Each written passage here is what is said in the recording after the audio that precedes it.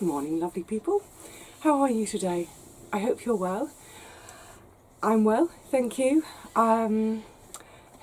It's a wonderfully mild day here today. It's about 15 degrees, which is nigh on 60 Fahrenheit. This wonderful stillness has descended over the garden. I hope it stays all day. I hope I haven't just jinxed myself, but yeah. The wind has finally dropped. The rain has finally stopped. We are due a load more rain in a couple of days. Really hammering rain for sort of 2, 3, 4 days. So I'm grabbing my chance to be here today. Like I say, it's mild. It's so damp out there though. It's so squelchy, but never mind. I've got my wellies on. That's not going to stop me from playing in the garden. So, a few things today, but before I even talk about today, a couple of days ago, or a couple of videos back, I was revealing the broad bean experiment and feeling a bit miffed that there was no evidence of mice damage, so that I don't know whether the mice prevention worked. Paul made a really good point that maybe where I put quite a lot of chilli in the chilli area, that those that didn't have the chilli, maybe the mice smelt it because they were planted right next to each other. Maybe that was enough to put them off, so that in fact what I've inadvertently done is protected the non-treated ones, if you like, just by having that strong smell. So I have got a few, just the last few of my broad bean seed left. So I thought this morning I'm going to put these in a completely different bed. The current broad beans, the broad bean experiment, are in bed number 4. If you remember where I sowed that late sowing of carrots, which obviously didn't come to anything, with tiny little sprouts, that bed will be open all winter because it's got the chard and the perpetual spinach in, which will keep going. So I thought, oh, let's pop them in there. So that's bed 2. So it's 2 beds away. So hopefully there'll be no smell of chilli near them. So I'm going to pop them in completely unprotected just to see what happens. And then if this lot get mullered, we will have some idea that, you know, maybe the chilli did work. Right, so that's one little job to do. So thank you for making that point, Paul. I hadn't thought of that. Let's see what happens with this lot. Also, so today, mostly I'm just looking at my to-do list. We've got to that time of year where, as you've seen now, I've had the flint corn harvesting. So I'm done harvesting. Oh my goodness. I sat one evening and did all my cobs at home, stripping leaves, what have you, laying them all out to dry, and just had this huge wave of relief that, well, that's it. All the jobs which have a time pressure to them, harvesting, they're done. Oh, it's great. I can take my foot off the gas a bit now. So literally from today right through till, gosh, towards the end of March, when I come to the garden, it will be to harvest, but it'll be to do all these little tinker time jobs. How wonderful. It's like no pressure.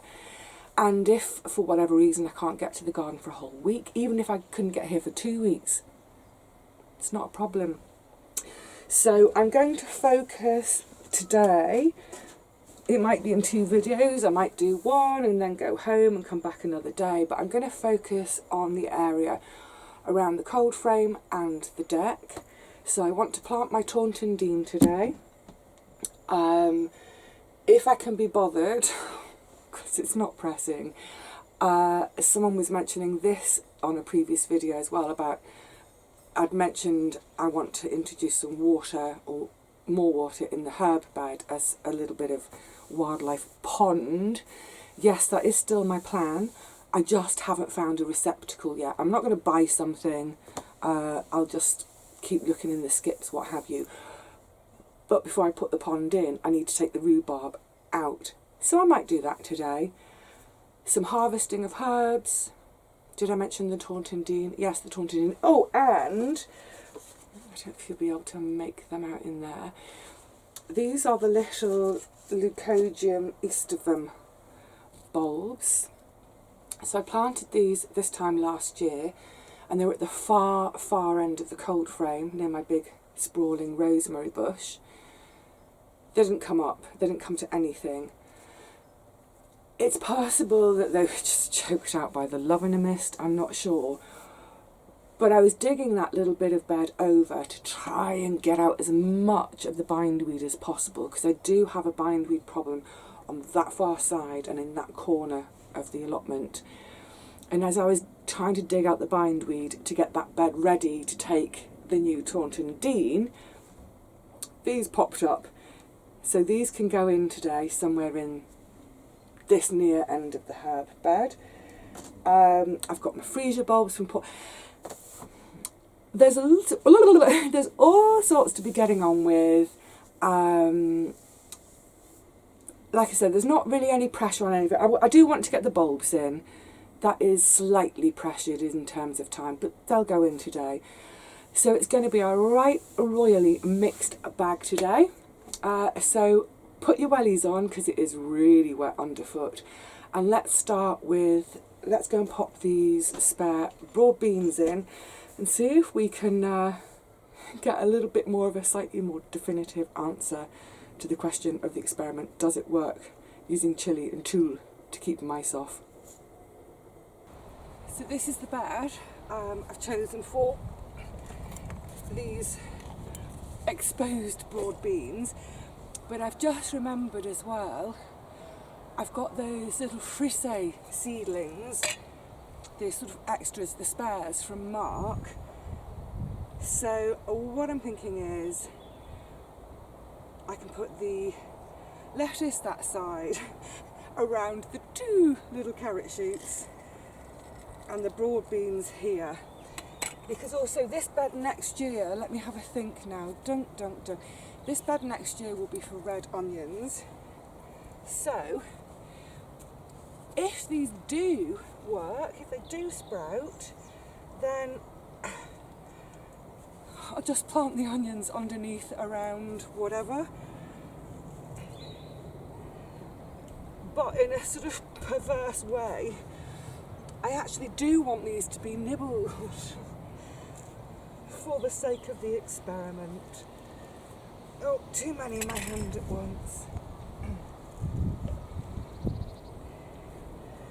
So they're just going in about 20 centimetres apart in their row, about 20 centimetres between the rows. I do, with all my planting, I do tend to jam things in a bit. I'm greedy.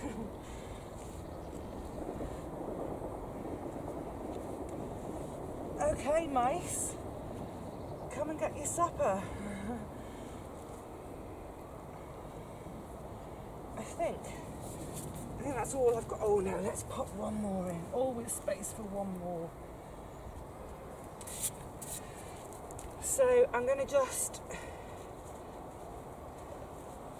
firm down, well, just sort of lightly press down the soil where I've sowed them, and then if it's like last year, what I will see when I come back, if the mice are around, I'll see perfect little holes above each sowing station where they've gone down and nicked the seed. Right, good. Okay, let's go over to the herb bed and get on in there.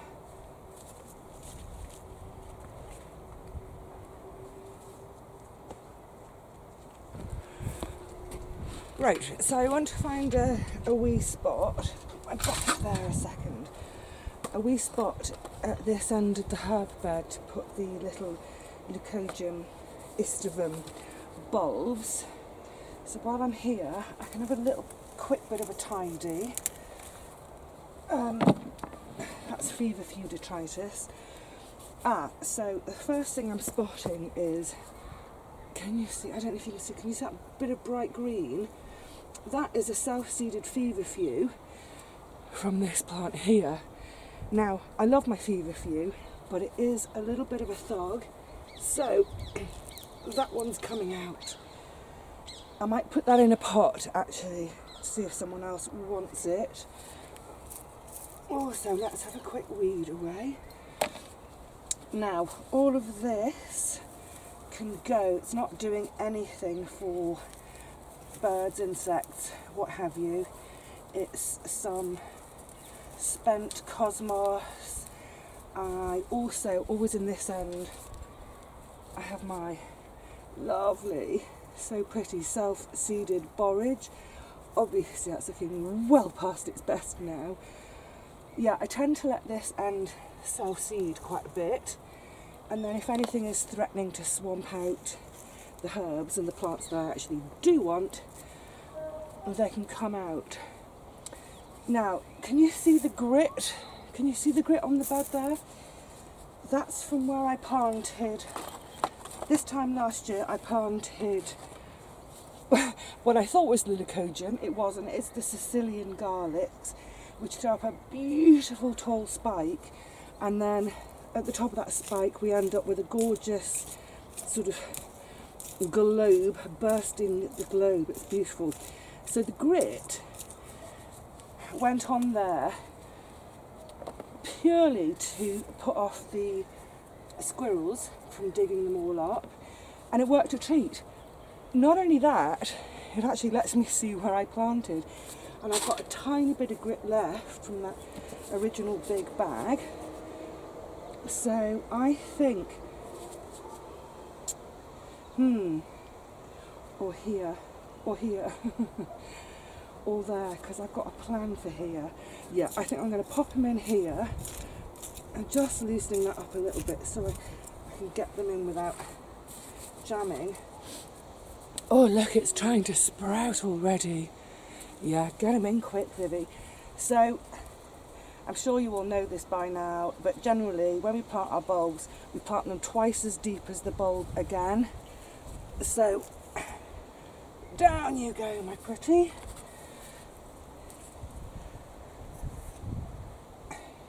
And I'm dibbing a hole just so that I don't damage the bottom of the bulb. It's a little growth plate where all their lovely roots are going to come from, if they decided that they would like to grow for me here. Yeah, I'm not sure why they didn't at the other end of the cold frame, but I do think it's probably a bit of being swamped out by the lavender mist. But let's see if they'll do something for me here. Oh, that's the feverfew. Right, fill that back from a little.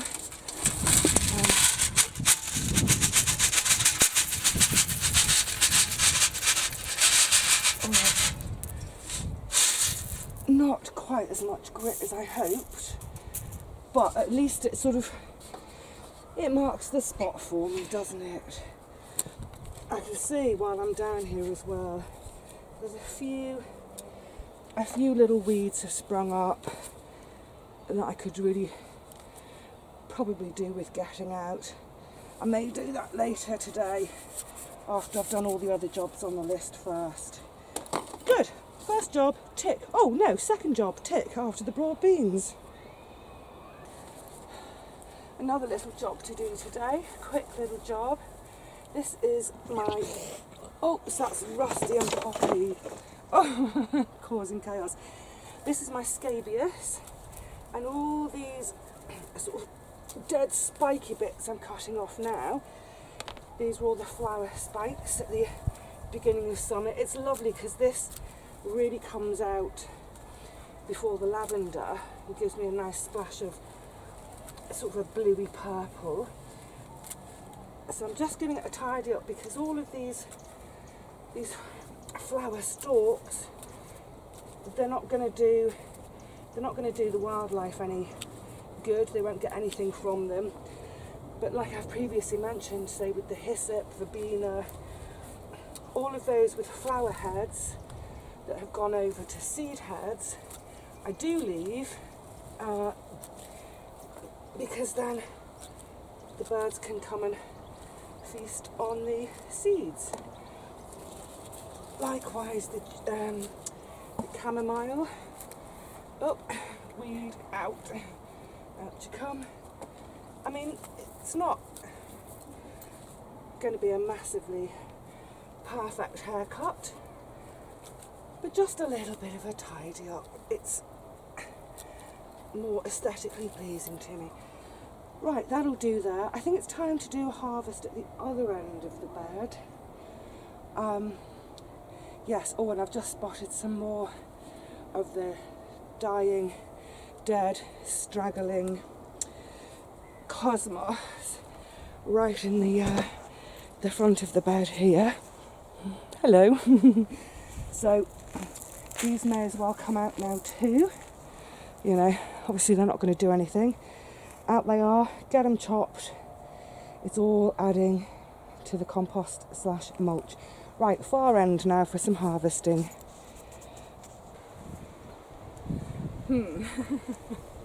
Where to start?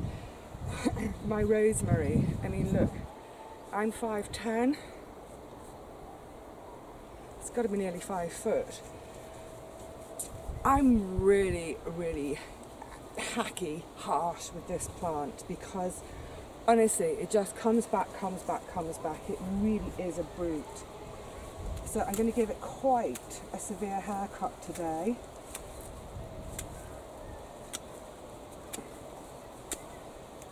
I'm just going to get it cut for now. All this will come home, it will be dried. I use it both for my hair and in the bath. Where to put it? I need to close the cold frame window as a shelf just for now. Yeah, I'm literally just going to hack through, get my harvest, and then once I've done that, and it really is a monster, I can sort of go back in and think about shaping it. But honestly, this plant is crazy good. Over the years, whatever I've done to it, it just keeps coming back. You know, I probably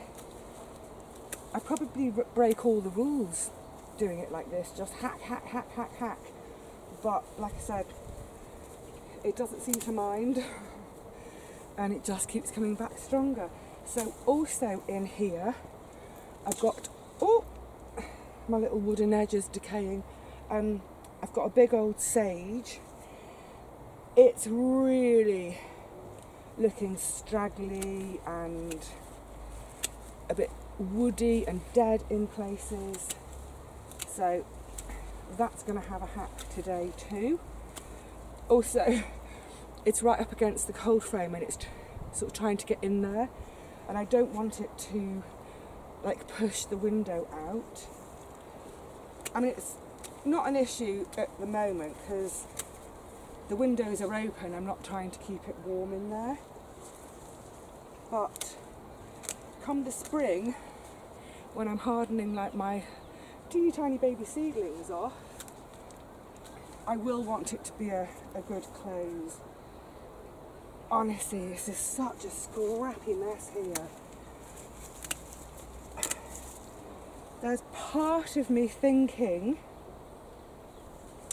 out loud now, I don't want to do it right at the moment, but I'm even considering taking some cuttings from both plants and just maybe having this out. It really is a big, straggly, ugly mess. But then again, it does give me great harvests. What to do? I'll have a think about it. Oh, but also while I'm down here, there's a weed I want to show you. It's my weed show and share. It's a weed I never used to get in the garden.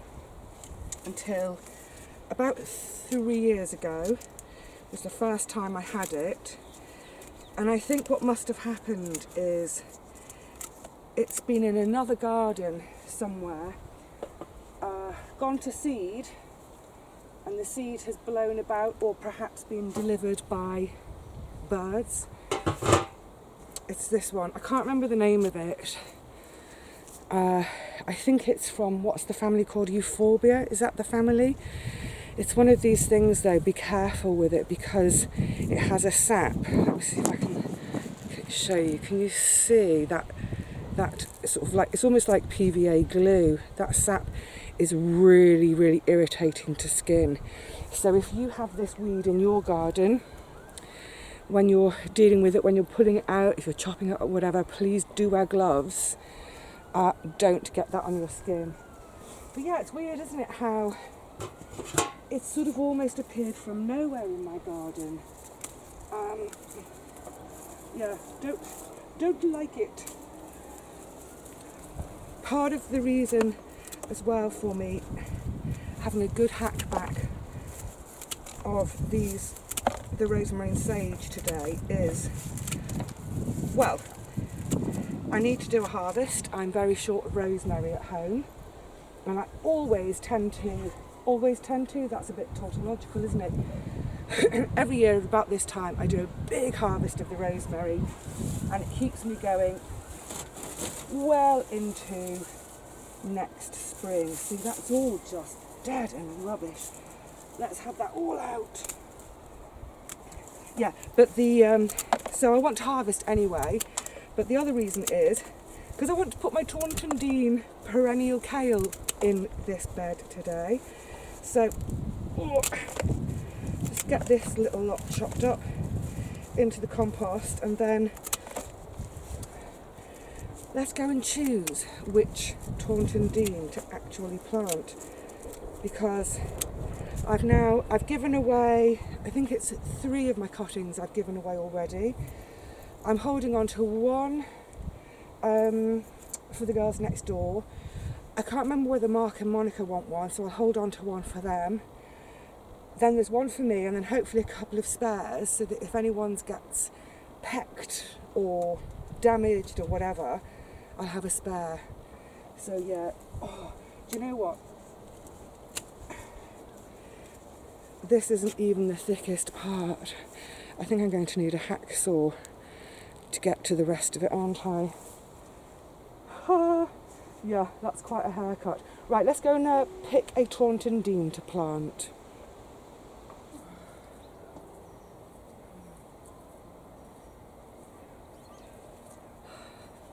The smell is unbelievably good.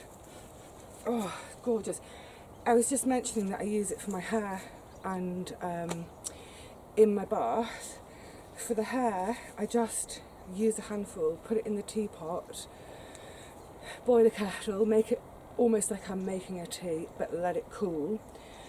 Wash my hair and then use it as a final rinse to get any sort of soapy residue out. I don't do that too often, just from time to time, and it's a beautiful smell. And the other thing is for the bath, again, take a handful of the leaves. They don't look like leaves, do they? Give them a bit of a crush in the pestle and mortar just so they can release some of their oils. Put them in a bag to hang over my hot tap as the bath is running. Infuse that water with the beautiful rosemary oil. I find it insanely relaxing, but also it's supposed to be good for relieving pain from arthritis, both rheumatoid and osteo.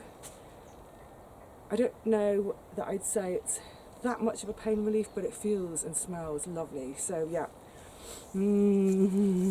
that's how I shall be using mine. Now to pick my Taunton Dean. Actually, this just reminds me, I brought these 2 over for a bit of shelter near the shed a few days ago when we had quite a heavy frost. It's reminding me I need to get all my pelargoniums in out of the weather. Right, let's just have the tool off. Are we allowed to do this, Rusty? So, those 2 at the back they had a right royal nibbling. So I've just left them be, but there you can see how this was really, really stripped, a couple of leaves stripped, but look at all this. Oh, a bit of white fly, shake them out.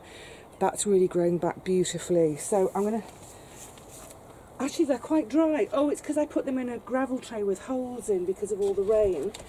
That's another good reason to look today. They need a watering. I think it's a toss-up between these two, and I'm going to plump for this one, which means, you know, it's a lovely looking one, but I've still got plenty to share and for spare. And also, just while I'm here, let me show you the these are the honeysuckle. Oh, I thought that one was dead. Looks like it's coming back to life. That's definitely a goner. But these are the honeysuckle cuttings, and can you see here? This is all new growth. This is new growth. I mean, I know they've rooted because I looked. There we go. I looked in the bottom. So I'm just going to leave them in here over the winter, and then come next spring, plant them up sort of just next to, sort of behind the compost bins. Right, let's put that back over just to discourage birds, and let's go and put this one in its new home. Right, here's its chosen spot. Just hoiked a load of the Love in a Mist out for now to make space. Now, I was thinking about adding some chicken manure pellets to this planting hole, but I've decided against it. I'm going to top dress it in the spring because I don't want it to you see, lovely little root system there. It is dry. I'll have to water it in amazingly.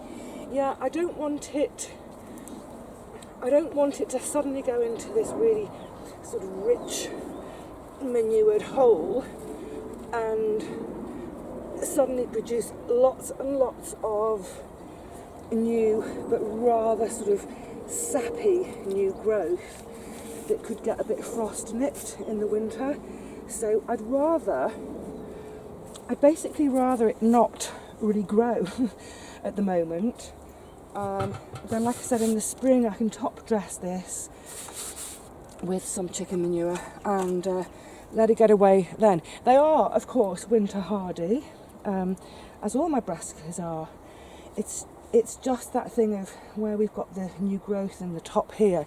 If it suddenly has a big growth spurt, that growth will be sort of sappy and weak. Now I'm putting a bit of just a small cane in for now, just to give it a bit of support. Again, they won't like windrock, but then next year, as we get into the season, I'll change this for a much, much bigger, more sturdy stick, because in theory it should grow. If you saw my previous one, you'll see that it reached, well, it was over 6 foot. So yeah, glad to get that little job done today. Oh, let's pop a little bit of water onto it. I know that sounds crazy because the earth is quite moist, but just settle it in, and also that little root ball that it's in is really quite dry. Good. Gosh, doesn't time fly when you're having fun? I'm getting quite warm too. Well, I've done a few more little bits of tidying and snipping and clipping and what have you whilst you weren't watching, and I realised, because I don't want this video to be too long, I'm going to leave it there for today, or at least for this video. I think I'm going to carry on. There's another area that I want to see too, but we'll do that in another video. What I really like about days like today, and I'm just looking at my list here, tick, tick, tick, oh, not yet, not yet, tick, tick, tick, tick, tick, tick, yay! Yeah, what I really like about these kind of sessions is it's just lots of little jobs. They're all really little jobs, you know, in some cases 5 minutes, in some cases 15 minutes. But they always seem less important than other things, so they get left. So it feels lovely to just have a session of just really easy, lovely, gentle little jobs. Love it. I mean, you know, I love it also when I have a session that's like a big job, one big job, whether it's, you know, clearing a whole bed of structures and mulching and covering. I love that. I love getting to the end of a day and going, brilliant, big job, done. But like I say, yeah, it's also nice to have a day of little jobs, tick, tick, tick, tick, tick, tick, tick. So looking at my list of what needs doing next. Oh, I've got something to harvest. I might show you that too. Yes, so next time I see you, it's going to be another one like today, a bit of a mixed bag. I mean, it's that time of year, isn't it? It's a mixed bag of just all sorts of lovely little things to think about, to get on with, to basically have an excuse. Do we need an excuse? Yeah, to have an excuse to be in the garden on a day when the weather is sort of in our favour. Yay! So for now, I'm going to say cheerio to you all. Thank you so much for hanging out with me today. It's always a pleasure to have your company while I'm in the garden. Look, I'll see you again really soon. I'm not sure when or what I'll be doing, but I will. So in the meantime, please look after yourselves, look after each other, and if you've been playing along with my little lockdown challenges, I hope you've been having fun doing those. Let me know. So yeah, until next time, bye for now.